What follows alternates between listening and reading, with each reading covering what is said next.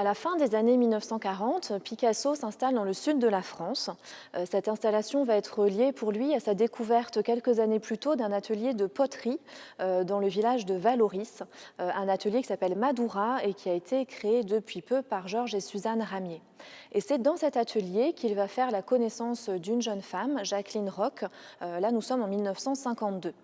2 ans plus tard, elle va devenir sa compagne et ils se marieront finalement en 1961, toujours dans le village de Vallauris. Donc Jacqueline va devenir la muse de Picasso et son dernier modèle.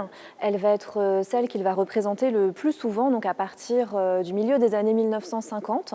Il la représente souvent de la même manière, c'est-à-dire assise, et souvent assise dans son attribut qui est le rocking chair.